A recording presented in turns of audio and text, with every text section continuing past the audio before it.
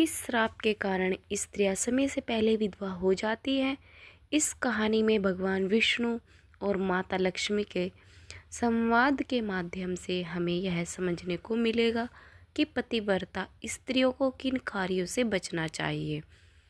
सभी माताओं बहनों से निवेदन है कि इस कहानी को पूरा अवश्य सुने। चलिए कहानी को शुरू करते हैं। एक बार भगवान विष्णु विश्राम कर रहे थे। तभी माता लक्ष्मी विष्णु भगवान से पूछती है कि हे स्वामी, औरत किस पाप के कारण समय से पहले विधवा हो जाती है? तो भगवान विष्णु कहते हैं, देवी, आज अचानक से तुम मुझसे यह प्रश्न क्यों पूछ रही हो? तो माता कहती है, प्रभु, आज मैंने कुछ स्त्रियों को देखा है जो देखने में एक ही उम्र की थी, लेकिन उसमें से एक औरत विधवा हो चुकी थी और वह बहुत दुखी जीवन व्यतीत कर रही थी, और बाकी उसी उम्र की औरतें अपने पतियों के साथ सुख से अपना जीवन व्यतीत कर रही थी। यह दृश्य देखकर मेरे मन में कुछ प्रश्न उठ रहे हैं। स्वामी, आप ही मेरे इन प्रश्नों का उत्तर दे सकते हैं। कृपया आप मुझे मेरे प्रश्नों का उत्तर देकर संतुष्ट करें। इस प्रकार माता की बात को सुनकर भगवान विष्णु कहते हैं, हे देवी, तुम्हारे मन में जो भी प्रश्न उठ रहे हैं निश्चित होकर मुझसे पूछो, मैं तुम्हारे सारे प्रश्नों के उत्तर दूंगा। फिर देवी कहती है, हे प्रभु, मेरा पहला प्रश्न, कौन सी स्त्री समय से पहले विधवा हो जाती है और सारी उम्र दुखी जीवन व्यतीत करती है? और मेरा दूसरा प्रश्न है, कौन सी स्त्री को जीवन में कभी सुख शांति नहीं मिलती? और मेरा तीसरा प्रश्न है, वह कौन सी चीज़ है जो एक पत्नी अपने पति के मांगने पर भी पति को नहीं देती? इस तरह माता लक्ष्मी के 3 प्रश्नों को सुनकर भगवान विष्णु कहते हैं, देवी, तुम जिन स्त्रियों की बात कर रही हो उनमें से एक स्त्री समय से पहले ही विधवा होकर अपना दुखी जीवन व्यतीत कर रही है, और वहीं पर अन्य स्त्रियां सुहागन है और अपने पति के साथ खुश होकर जीवन व्यतीत कर रही है। तुम जानना चाहती हो आखिर ऐसा क्यों है? तो देवी सुनो, मैं तुम्हें इन प्रश्नों के उत्तर एक कहानी के माध्यम से देना चाहता हूँ। इस कहानी को ध्यान से सुनना, क्योंकि कहानी को आधी अधूरे सुनने वालों को आधा अधूरा ही ज्ञान प्राप्त होता है, जो जीवन में कभी काम नहीं आता। और यदि तुमने ध्यान से सुना तो तुम्हारे तीनों प्रश्नों के उत्तर कथा को सुनने के बाद तुम्हें मिल जाएंगे। फिर माता लक्ष्मी कहती है, स्वामी, मैं आपको वचन देती हूँ कि मैं इस कहानी को पूरा सुनूंगी और संसार की समस्त नारियों तक इस कहानी को आपके माध्यम से पहुँचाऊँगी। माता की यह बात सुनकर भगवान विष्णु कहते हैं, हे देवी, सबसे पहले मैं तुम्हें उस स्त्री की कहानी सुनाना चाहता हूँ जो सुहागन बनकर सुखी जीवन व्यतीत कर रही है। और जिस सुहागन स्त्री की तुम बात कर रही हो वह स्त्री और कोई नहीं बल्कि उस नौकर की पत्नी है जो उस नगर के राजा के यहाँ काम करता है। और वह स्त्री जिस नौकर की पत्नी है उस नौकर को अपनी पत्नी पर पूरा विश्वास है कि मेरी पत्नी एक चरित्रवान और पतिव्रता स्त्री है, जिसकी प्रशंसा वह नगर में सबसे किया करता है और अपने साथियों से अपनी पत्नी के गुणगान किया करता है। फिर भगवान विष्णु माता से कहते हैं कि हे देवी, उस नौकर की पत्नी की चर्चा समस्त नगर में होने लगी है। धीरे धीरे फैलते हुए यह बात राजा के दरबार में पहुंच गई, और यह बात सुनकर राजा ने अपने नौकर को बुलाया और उस नौकर से राजा कहने लगे कि तुम हर किसी से कहते हो कि तुम्हारी पत्नी एक चरित्रवान और पतिव्रता है। क्या वास्तव में तुम्हारी पत्नी एक चरित्रवान और पतिव्रता स्त्री है? और क्या तुमको पूरा विश्वास है कि तुम्हारी एक पवित्र स्त्री है और तुम्हारे अलावा प्राय मर्द को आंख उठाकर भी नहीं देखती? क्या इस बात का कोई सबूत तुम्हारे पास है?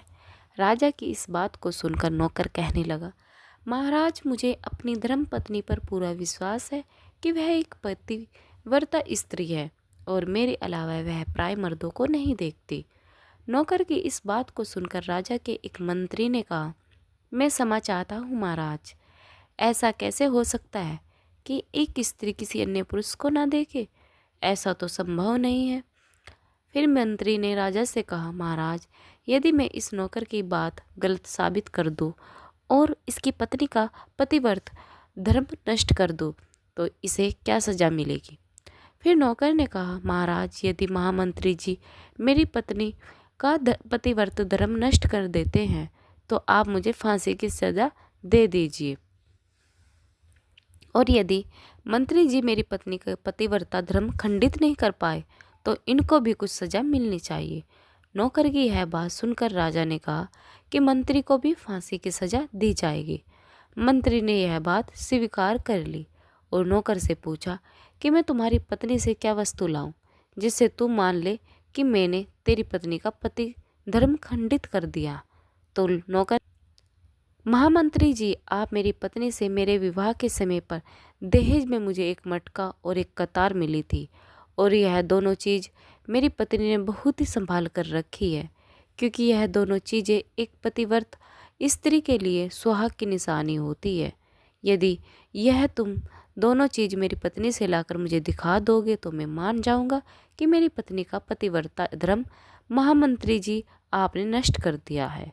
तब मंत्री ने नौकर को यह शर्त स्वीकार कर ली और वह मंत्री दरबार से निकलकर नगर में जाता है और एक जादू टोना करने वाली स्त्री से जाकर मिलता है।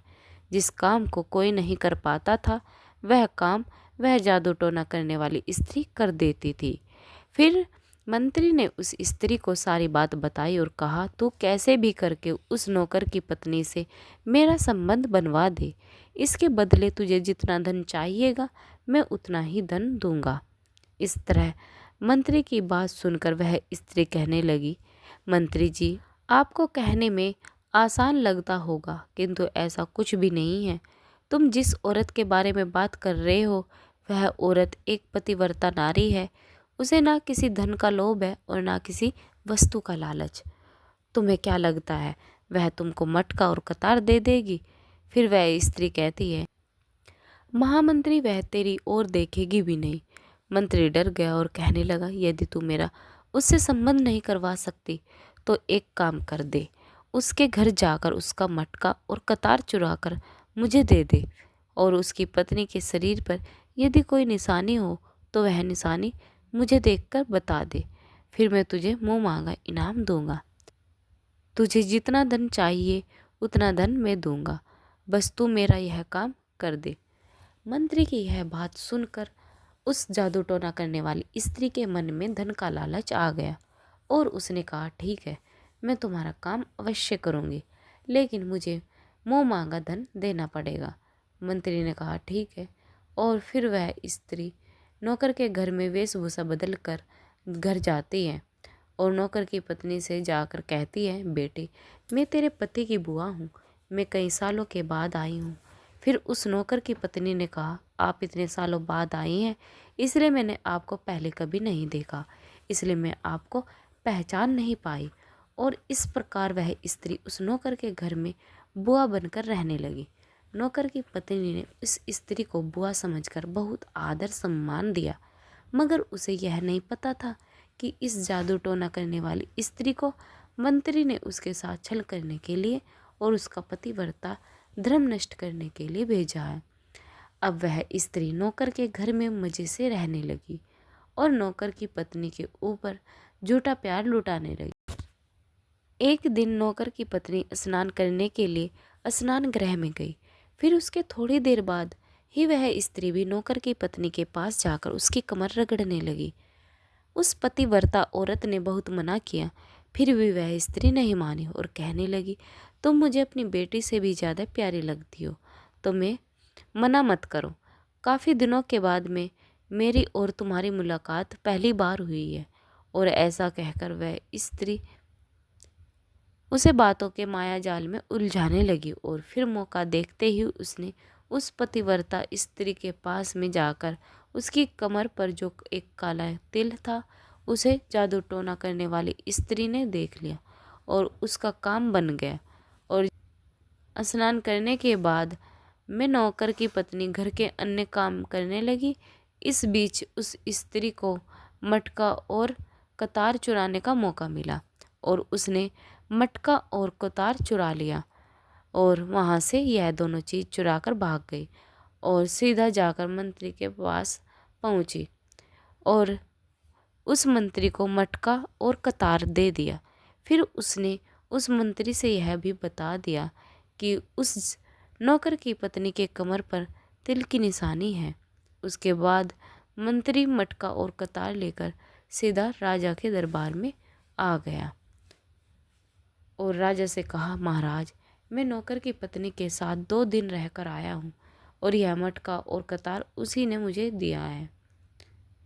इस तरह मंत्री की बात सुनकर राजा ने तुरंत दरबार लगाया और नौकर को बुलाया। फिर मंत्री ने दरबार में मटका और कतार नौकर को दिखाए हुए कहा, महाराज, मैंने नौकर की शर्त पूरी की और भरे दरबार में यह भी कहा कि नौकर की पत्नी की कमर पर तिल है। यह सब बात सुनकर नौकर मान गए। आज मेरी पत्नी ने अपना पतिव्रता धर्म पूरी तरह से नष्ट कर दिया। अब नौकर का अपनी पत्नी से विश्वास उठ गया। फिर राजा ने शर्त के मुताबिक नौकर को फांसी की सज़ा सुनाई। 21 दिन बाद फांसी देने का आदेश दिया और कहा कि नौकर को 21 दिन के बाद फांसी पर चढ़ाया जाएगा। अब नौकर की मृत्यु के दिन समीप आने लगे। वह दिन आ ही गया जिस दिन उसे फांसी देना था। जब उसे फांसी के फंदे के पास लटकाया गया तो उस नौकर से उसकी अंतिम इच्छा पूछी गई। फिर नौकर ने कहा कि महाराज, मेरी अंतिम इच्छा यह है कि मैं आखिरी बार अपनी पत्नी से मिलना चाहता हूँ। और इस तरह राजा ने नौकर को आज्ञा दे दी कि तुम अपनी पत्नी से मिल सकते हो। फिर नौकर कुछ दिन की इजाज़त लेकर अपने घर गया और अपनी पत्नी से कहने लगा कि तुमने मेरे साथ बहुत बड़ा विश्वासघात किया, छल किया। मैंने तुम पर विश्वास करके राजा के सामने मंत्री से एक शर्त लगाई थी और राजा के दरबार में मैंने कहा था कि मेरी पत्नी एक चरित्रवान और पतिव्रता स्त्री है। उसके पतिव्रता धर्म को कोई नष्ट नहीं कर सकता और यदि कोई नष्ट कर देगा तो मुझे फांसी लगेगी। और मुझे तुमने अपने पतिव्रत धर्म नष्ट कर दिया। अब मुझे कुछ दिन के बाद में फांसी दे दी जाएगी। तुमने मेरे साथ विश्वासघात किया है। मैंने तुम पर विश्वास करके तुम्हें घर पर अकेला छोड़ के गया था। नौकर की यह बात सुनकर उसकी पत्नी ने उसे उस स्त्री के बात बताई जो उसके पति की बुआ बनकर उसके घर पर आई थी। मगर नौकर को अपनी पत्नी की बातों पर बिल्कुल भी विश्वास नहीं हुआ और नौकर राजा के दरबार में पहुंच गया। फिर राजा किसी कारणवश उस नौकर की फांसी की सज़ा कुछ दिन के लिए टाल दिया और उसे कैद में डलवा दिया। नौकर की पत्नी अपने पति को निर्दोष साबित करने के लिए राज दरबार में गणिका और अर्थात नाचने गाने वाली औरतों की वेशभूषा धारण करके पहुंच जाती है और राजा से उसके सम्मुख अपना नृत्य दिखाने की आज्ञा मांग लेती है। राजा ने स्त्री की सुंदरता देखकर नाचने की आज्ञा दे दी। फिर महल के नौकरों ने उसके नृत्य के लिए व्यवस्था की। फिर उस नौकर की पतिव्रता स्त्री ने जब नाचना शुरू किया तो उसका नाच देखकर राजा बहुत मोहित हुआ और फिर राजा ने कहा, मैं तुम्हारे नृत्य से बहुत प्रसन्न हुआ हूँ। मांगो, तुम जो भी मांगोगे मैं वह तुम्हें दे दूंगा। फिर उस नौकर की पत्नी ने कहा, महाराज, आपकी सभा में एक चोर है जिसने मेरी सोने की अंगूठी चुराई है और उसे फांसी की सज़ा दे दीजिए। यह बात सुनकर राजा ने कहा, ठीक है, बताओ मेरे दरबार में तुम्हारा चोर कौन है, मैं उसको फांसी की सज़ा जरूर दूंगा। और फिर उस नौकर की पतिव्रता स्त्री ने कहा, महाराज, और कोई नहीं, आपके मंत्री ने ही मेरी अंगूठी चुराई है, आप इनको फांसी की सज़ा दे दीजिए। जैसे ही मंत्री ने सुना कि यह स्त्री मुझे चोर बता रही है तो तुरंत मंत्री कहने लगा, महाराज, मैं शपथ खाकर कहता हूँ कि मैंने इसकी अंगूठी नहीं चुराई और मैंने इसे आज तक कभी नहीं देखा, तो मैं इसकी अंगूठी कैसे चोरी कर सकता हूँ। मैंने आज तक इसकी शक्ल ही नहीं देखी, आज पहली बार मैंने इसकी शक्ल देखी है। जैसे ही मंत्री ने कहा कि मैंने इस स्त्री की आज तक शक्ल ही नहीं देखी तो वह पतिव्रता औरत अपने वास्तविक वेशभूषा में आ जाती है और कहने लगी, महाराज, इस मंत्री ने मुझे पहले कभी नहीं देखा, तो आप इससे यह पूछो कि यह मटका और कतार कहाँ से लाए हैं, और मैं उसी नौकर की पत्नी हूँ जो आपके यहाँ पर नौकरी करता है, और आप मेरे निर्दोष पति को सजा पर चढ़ाने वाले हैं। इसलिए मुझे यहाँ इस गणिका के वेशभूषा में आपके दरबार में आना पड़ा। मैं आपको इस मंत्री के पूरी सच्चाई सुनाती हूँ। यह जो आपका मंत्री है, इसने मेरे पास एक जादू टोना करने वाली स्त्री को, मेरे पति को बुआ बनाकर भेजा था, और उसने धोखे से मेरी कमर के तिल का पता लगाया, और उसी स्त्री ने यह मटका और कतार चुराकर इसको दे दिया, और आपके मंत्री ने इसके बदले उसको बहुत सारा धन दिया था। स्त्री की इस बात को सुनकर राजा ने उसे मंत्री को बुलवाया। फिर उस मंत्री ने राजा के डर से मंत्री की सारी सच्चाई राजा को बता दी, जिससे राजा ने उस नौकर को अपनी कैद से रिहा कर दिया और उसकी जगह मंत्री को फांसी पर चढ़ा दिया। और कथा को आगे बताते हुए भगवान विष्णु कहते हैं, हे देवी, इस प्रकार उस नौकर की पत्नी ने अंत में राजा से कहा, महाराज, मैं अपने पति से बहुत प्रेम करती हूँ। मैं एक चरित्रवान स्त्री हूँ और मैं कभी भी अपने मुंह से अपने पति का नाम तक नहीं लेती। इस प्रकार भगवान विष्णु कहते हैं कि हे देवी, कथा पूरी हो गई है। अब तुम अपने तीनों प्रश्नों को उत्तर सुनो।